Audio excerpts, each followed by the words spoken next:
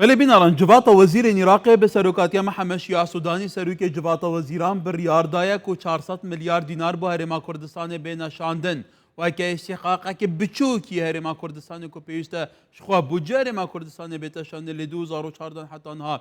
بودجه و کو پیوست نات کشاندن کواتا گل وزیرا درایی چاوات دشت و بریارا جوات وزیران آستان بکه شخوا سروک جوات وزیران و امانه عامه جوات وزیران نزانن اگر پرزگیرێکی یاسایی هەبن ئەو vê biryareke wisa nadin ew biryar daye ew bû tenfîs naket kevata em behsê rêkarên qanûnî destûrî bikeyên heta behsê dadgeha federalî tê tekirin nizanim çi bo roj bi vî awayî bu ev pare heta nûkê hat keşandin jariye wezareta darayî taybetî jî wezîra darayî hat yastan kirin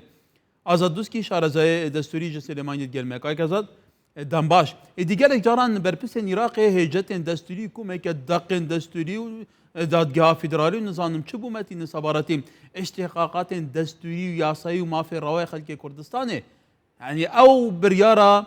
کو بوشاندنا 400 میلیارد دیناران بو هرما کردستانه بیتراوانه کرن آستان کرنا و بریار جاریه وزیرا دارایی و گلو هیچ صدمه که قانونی یاسایی دستوری لپشهیه بله دست خوشکاکە کار دەست پێکە سڵاو و ڕێز بۆ بارەزێتە و سڵاو و ڕێز بۆ هەموو بینێرن کەناڵی ئاسمانی کوردستان 24 ئەم دەزانین پرۆژە قانوونە بوجەل دیف دستوری عێراقێ ڕەشنویسێک یاخود پرۆژە قانونێک ji بال دەسەڵاتە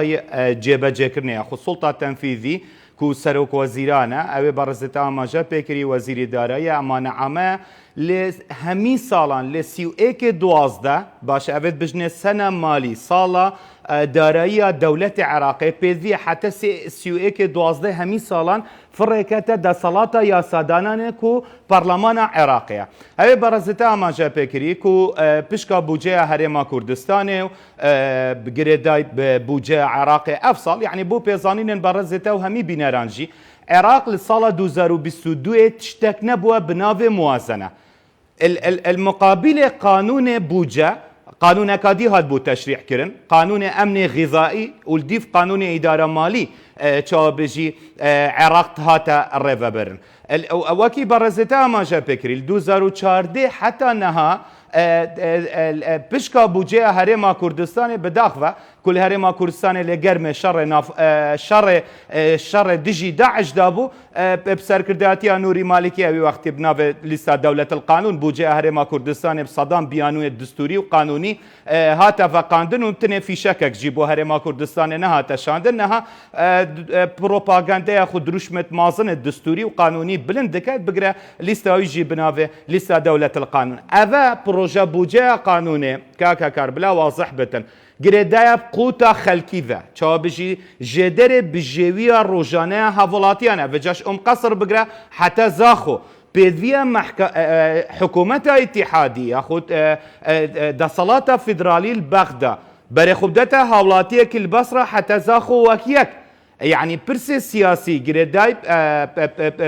بوجيفا تيكالي قوتي خلكي روجانا نيتاكرن نها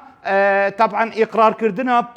في بروجا قانوني هاتيا دو خستن چونکه ام چون سالاني دا و 2023 وكي مدسبك اما جا بكر الديف توقيتات الدستوري دبو حتى سيويك 12 رشنویس پروژه بودجه دسالات جێبەجێکردنێ بۆ دەسەڵاتە یاسادانانێ فڕێکرد با بۆ پێزانین بەڕێزەتە ژیکاکە کاردیف مادە 62 دستورێ حقیقت بێژم یعنی پەرلەمان کو تێ دەنگدانێ سەر پرۆژە بودجەیە دەکات چاوەبژی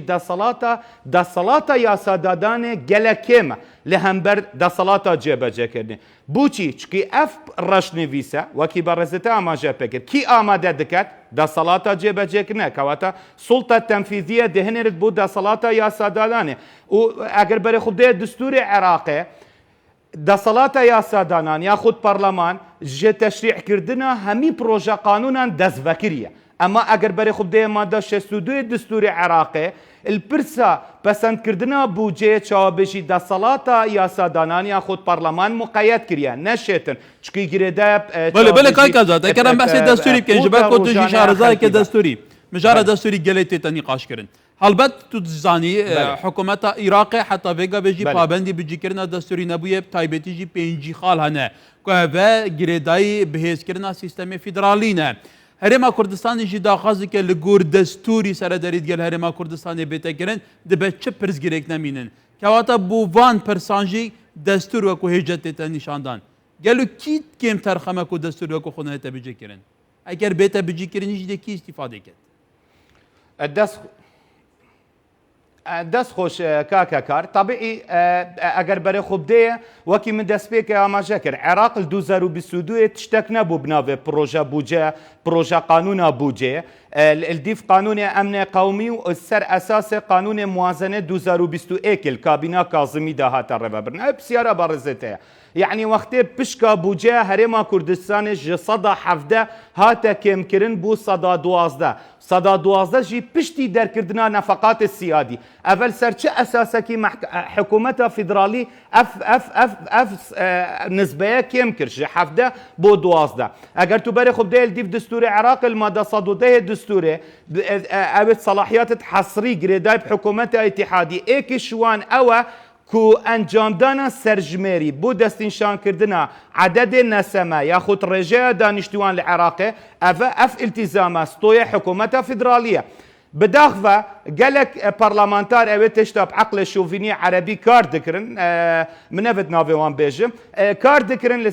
kabîneyên dîn hikûmetê ku pişka herêmê ji 17 bête kêmkirin bû 12 bê ku amareke resmî ji bal hikûmeta îtihadî ve bête encamdan ku erê gelo rêjeya danîştûwana Herêma Kurdistanê ev ek çavbêjî ek xalê binpêkirina distûrê Iraqê eger berê xwedeyê kaka karewê berezîte gotî cêbecêkirina qanûnê û distûrê niha mehkema îtihadî jî hatiye ser me dît berî 2022 bû hat ev muşkîleye hemî bes min viya tiştekê giring amaje pê bikem eger berê xwedeyê distûrê Iraqê li made 111 bêjî samanê giştî mulkê hemî Iraqîyan e pêdiviye wek hev bête dabeşkirin bila کێشەنینە هەرێما کوردستانê بەس دیفدا مادە 112 13 15 هەیە çawaniya îdarekirina serewatet طبیعî samanê giştî çawa bitin Mehkema îtihadî birayê min ve gelek hate museyyeskirin derkirina qerarekî ku qanûna neft û gazê Herêma Kurdistanê 2007 ji kar xist طبیعî heta niha kar qerarê Mehkema îtihadî jî nayê tekirin boçî min ev pirse amaje pêkir ku girîng e ku çareseriyeka rîşeyî di nêvbera hikûmeta Herêma Kurdistanê û hikûmeta Bexda bêtekirin çi da bi teşrî'kirina qanûnê neft û gazê Belê kakazat Kemel herêmê hey Belê ew pirsaya nava parlemanî da û êkî birgehên serekên rêkevna pêkîdana hikûmetê jî ev pirse weke çêrûka maşê kakazat gelekê dîr û dirêj e dibe gelek carên dijî em ser bihezkên bizam gelo taybetî jî ew yasaya neft û gazê dê parlemaniyê te hête evê dîkirin derbaskirin ku ev êkî ji babet û pirsên stratejîk e dibe pirsgirêka Hewlêrê Bexda çareser bike gelek spas birêz Azad Dûskî şehrezayê destûrî ji Silêmaniyê rojekê xweş